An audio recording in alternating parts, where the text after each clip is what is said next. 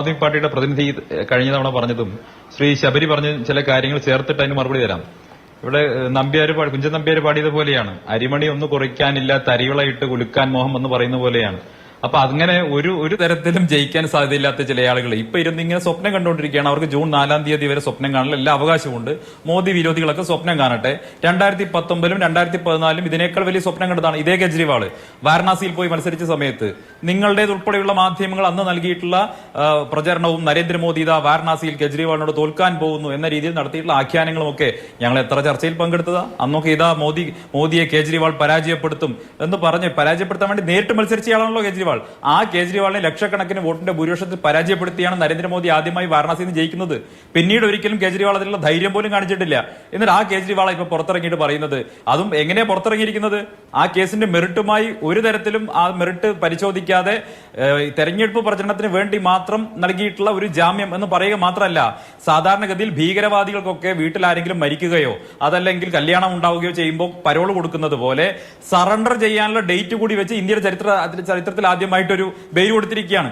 ആ ബെയിൽ വാസ്തവത്തിൽ കേജ്രിവാളിനെ അപമാനിക്കുന്ന ബെയിലാണ്. അതുപോലും ആക്സെപ്റ്റ് ചെയ്തുകൊണ്ടാണ് അദ്ദേഹം പോയിട്ടുള്ളത്. ഞങ്ങൾ കരുതിയത് ആത്മാഭിമാനമുള്ള ഒരാളും അത്തരം ഒരു ബെയിൽ കണ്ടീഷൻ ആക്സെപ്റ്റ് ചെയ്യില്ല. പക്ഷേ ആ ബെയിൽ കണ്ടീഷൻ പോലും ആക്സെപ്റ്റ് ചെയ്തുകൊണ്ട് കേജ്രിവാൾ പുറത്തു പോയിരിക്കുകയാണ്. എന്നിട്ട് പുറത്തു പോയിട്ട് 2-ാം തീയതി തിരിച്ചു പോകേണ്ടയാളാണ്. അപ്പൊ തിരിച്ചു പോകുന്നതിന് മുമ്പായിട്ട് ഇപ്പൊ നടത്തുന്ന അഭ്യാസം മാത്രമാണ്. പിന്നെ നേരത്തെ പറഞ്ഞൊരു കാര്യം ഉണ്ടല്ലോ, കേജ്രിവാളിന്റെ ഇതൊരു സ്പെഷ്യൽ കേസാണെന്നൊക്കെ പറയുന്നു. അപ്പുറത്തൊരു ട്രൈബൽ ഉണ്ട്, അയാൾക്കും ഇതേ പ്രിവിലേജ് കൊടുക്കേണ്ടതാണ്. ഹേമന്ത് സോറൻ എന്ന് പറയുന്ന ഒരു ട്രൈബൽ, അയാൾ ആദിവാസിയായി പോയത് കൊണ്ടാണോ അയാളുടെ ബെയിൽ അപ്ലിക്കേഷൻ തള്ളിയതും കേജ്രിവാളിന്റെ ബെയിൽ അപ്ലിക്കേഷൻ ഇവിടെ ഗ്രാന്റ് ചെയ്തും എന്നുള്ളതൊക്കെ ചർച്ച ചെയ്യപ്പെടുന്നതാണ്. എനിക്കറിയില്ല, അത്തരം ചർച്ചകൾ നടക്കുന്നുണ്ട് സാമൂഹിക മേഖലകളിൽ. പക്ഷേ അതൊക്കെ ദൗർഭാഗ്യകരമായിട്ടുള്ള കാര്യമാണ്. എന്തായാലും നടക്കട്ടെ. പക്ഷേ കേജ്രിവാളിനെ സംബന്ധിച്ചോളം അദ്ദേഹത്തിന് അപമാനകരമായിട്ടുള്ള കണ്ടീഷൻസ് വെച്ചത് അതുപോലും അംഗീകരിച്ചുകൊണ്ട് പുറത്തു പോയിരിക്കുകയാണ്. മുഖ്യമന്ത്രിയുടെ ആഫീസിന്റെ 7 അയലത്തേക്ക് അടുത്തു പോകരുതെന്ന് പറഞ്ഞിട്ടുണ്ട്. ഈ കേസുമായി ബന്ധപ്പെട്ട ഒരു കാര്യം പോലും മിണ്ടിപ്പോകരുതെന്ന് പറഞ്ഞിട്ടുണ്ട്. ഇതിന്റെ മെറിറ്റുമായി ബന്ധപ്പെട്ട് യാതൊരു തരത്തിലും കോടതി പരിശോധിച്ചിട്ടില്ല എന്ന് പറഞ്ഞിട്ടുണ്ട്. ഇത് മുഴുവൻ നാണമില്ലാതെ അംഗീകരിച്ചുകൊണ്ടാണ് പുറത്തു പോയിട്ടുള്ളത്. ഒന്നവിടെ അത് നിൽക്കട്ടെ. എന്തായാലും അവർക്ക് ഇനി ഇരവാദം കളിക്കാൻ പറ്റില്ല എന്നുള്ളത് വ്യക്തമായിരിക്കുകയാണ്. ഇനി നരേന്ദ്രമോദി ജയിക്കുന്ന സമയത്ത്, 3-ാമതും പ്രധാനമന്ത്രിയുടെ സമയത്ത് എന്നെ പിടിച്ച് ജയിലിലിട്ടത് കൊണ്ടാണ്, അല്ലെങ്കിൽ കാണാമായിരുന്നു എന്നൊരു വീരവാദം പറയാനുള്ള സ്കോപ്പ് ഇതോടുകൂടി ഇല്ലാതായിരിക്കുകയാണെന്നാണ് ഞങ്ങൾ ഇരുന്ന്. ഒന്ന്.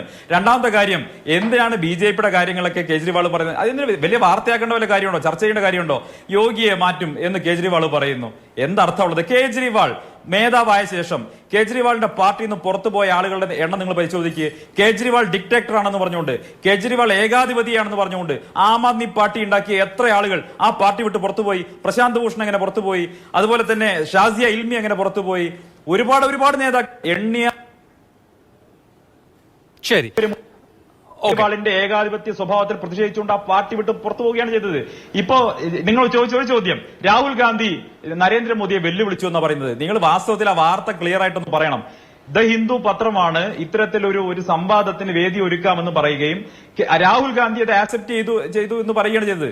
ഇത് സംബന്ധിച്ച് അഭിപ്രായം ബിജെപി പറഞ്ഞില്ല. പക്ഷെ എന്റെ ഒരു അഭിപ്രായം ഞാൻ പറയാം. ഇന്ത്യ മുന്നണിയുടെ പ്രധാനമന്ത്രി സ്ഥാനാർത്ഥി ആരാണ് എന്ന് അവർ നിശ്ചയിച്ച് ആ പ്രധാനമന്ത്രി സ്ഥാനാർത്ഥിയെ നിശ്ചയമായും അവർ നരേന്ദ്രമോദിയുമായി സംവാദത്തിന് അയക്കണം എന്നുള്ളതാണ് എന്റെ അഭിപ്രായം.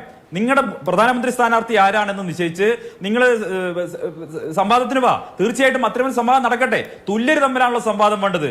നാളെ ഇന്ത്യ മുന്നണി അധികാരത്തിൽ വന്നാൽ പ്രധാനമന്ത്രിയാകാൻ സാധ്യതയുള്ളത് ആരാണ്? കേജ്രിവാൾ ആണോ, അതോ രാഹുൽ ഗാന്ധിയാണോ, അതോ ഇനി മമതയാണോ, ശരത് പവാർ ആണോ, അതോ ഇനി സ്റ്റാലിൻ ആണോ? നിങ്ങളുടെ സ്ഥാനാർത്ഥി ആരാ? നിങ്ങളുടെ പ്രധാനമന്ത്രി സ്ഥാനാർത്ഥി ആരാ? നിങ്ങൾ ഈ സംവാദത്തിന് വിളിക്കുമ്പോൾ മിനിമം ആ കാര്യം തീരുമാനിക്കണ്ടേ? നിങ്ങൾ സ്വയം പ്രഖ്യാപിത ക്യാപ്റ്റനായിട്ട് എങ്ങനെയാ ഒരാൾ മുന്നോട്ട് വരിക? ഇത് മമത സമ്മതിക്കോ? ഇത് പിന്നെ കേജ്രിവാൾ സമ്മതിക്കോ? ഇത് പിന്നെ സമാജ്വാദി പാർട്ടി അഖിലേഷ് സമ്മതിക്കോ? സ്റ്റാലിൻ സമ്മതിക്കോ? നിങ്ങളുടെ ഉള്ളിൽ ആദ്യം ഒരു ഐക്യരൂപം ഉണ്ടാക്കുക. ആരാണ് മോദിയുമായി സംവദിക്കേണ്ടതെന്ന് സംബന്ധിച്ച് ഐക്യരൂപം ഉണ്ടാക്കുക. അതിനുശേഷം വരുന്നതായിരിക്കും കൂടുതൽ നല്ലതെന്നാണ് എന്റെ അഭിപ്രായം. അല്ല, ഇന്ത്യ മുന്നണി അതിന്റെ ക്യാപ്റ്റൻ അങ്ങനെയുള്ള കാര്യങ്ങളൊക്കെ വിടൂ. രാഹുൽ ഗാന്ധി ഒരു പൊളിറ്റീഷ്യൻ. രാഹുൽ ഗാന്ധിയെ നരേന്ദ്രമോദി നിരന്തരം വിമർശിക്കുന്നു, കോൺഗ്രസ് പാർട്ടിയെ നിരന്തരം വിമർശിക്കുന്നു. അങ്ങനെയുള്ളൊരു കോണ്ടെക്സ്റ്റിൽ രാഹുൽ ഗാന്ധി ഒരു സംവാദത്തിൽ പങ്കെടുക്കാനുള്ള ക്ഷണം സ്വീകരിച്ചാൽ നരേന്ദ്രമോദിയും ആ സംവാദത്തിനുള്ള ക്ഷണം സ്വീകരിക്കണ്ടേ? അപ്പോൾ ഇവർ തമ്മിൽ പബ്ലിക് പ്ലാറ്റ്ഫോമിൽ ഒരു ചർച്ച നടത്തി ആരാണ് ജയിക്കുക എന്നുള്ളത് നമുക്കും കാണാലോ. അതിനൊരു ധൈര്യം വേണ്ടേ?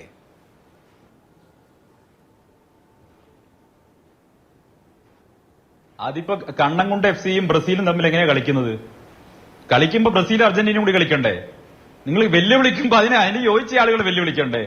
നിങ്ങൾ യാഥാർത്ഥ്യവുമായി ബന്ധപ്പെട്ട് രാഹുൽ അല്ല, ഈ ഗാന്ധിയെ പോലെ ബ്രസീല് ഒരാളാണോ, ഇവിടെ ഈ പറഞ്ഞ കണ്ണങ്കോട് FC-നെ ഞാനിപ്പോ തോൽപ്പിക്കും, അവര് പാകിസ്ഥാന്റെ പിന്നിലുള്ളവരാണ് എന്നൊക്കെ പറയുകയാണെങ്കിൽ അവർ തമ്മിലുള്ള മത്സരത്തിന് ഒരു പ്രസക്തമായ അന്തരീക്ഷമുണ്ട്.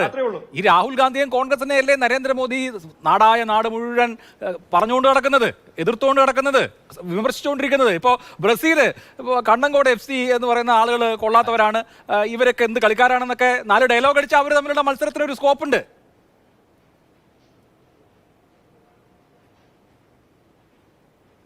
അങ്ങനെയല്ലല്ലോ. ഞങ്ങൾ ഈ രാജ്യത്തെ വിഘടിപ്പിക്കാൻ നടക്കുന്ന എല്ലാ ശക്തികൾക്കും എതിരെ സംസാരിക്കുന്നുണ്ട്.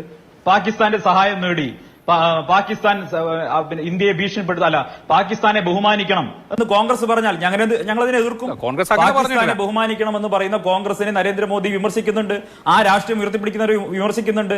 കോൺഗ്രസിന്റെ അങ്ങനെ പറഞ്ഞല്ലോ, കോൺഗ്രസ് പറഞ്ഞല്ലോ പാകിസ്ഥാനെ ബഹുമാനിക്കണം എന്ന് പറഞ്ഞില്ലേ, അവരുടെ കയ്യിൽ ആറ്റം ബോംബുണ്ടെന്ന് പറഞ്ഞില്ലേ? മണിശങ്കർ അയ്യരുടെ ഒരു പ്രസ്താവന മുഴുവൻ ആഫ്രിക്കക്കാരെ അങ്ങനെ വ്യാഖ്യാനിക്കാവുന്നുള്ളൂ. കോൺഗ്രസ് മണിശങ്കർ അയ്യർ മുഴുവൻ ചൈനക്കാരെ പോലെയാണെന്നും ഉത്തരേന്ത്യക്കാർ അറബികളെ പോലെയാണെന്നും പറഞ്ഞ് ഈ രാജ്യത്തെ മണിശങ്കർ അയ്യരെയോ സാം പിട്രോടെയോ കോൺഗ്രസ് ഓൺ ചെയ്യുന്നില്ല. രാജ്യത്തെ ജനങ്ങളെ ആഫ്രിക്കക്കാരെന്നും ചൈനക്കാരെന്നും അറബികളെന്ന് പറഞ്ഞ് വിഭജിച്ചവരാണ് കോൺഗ്രസ്സുകാർ. അതിനെ ഞങ്ങൾ വിമർശിക്കുന്നേ, വിമർശിക്കണ്ടേ? കോൺഗ്രസ് ഉയർത്തുന്ന ഇത്തരം കാര്യങ്ങൾ വിമർശിക്കണ്ടേ? ആ വിമർശനം ഞങ്ങൾ ഉയർത്തും. നേരിട്ട് പറയാനുള്ള വേദിയായിരുന്നു സംവാദം. നരേന്ദ്രമോദി എന്തായാലും സംവാദത്തിന് പോയില്ല എന്നുള്ളത് നോക്കാം, ഇനി എടുക്കേണ്ട തീരുമാനമാണല്ലോ.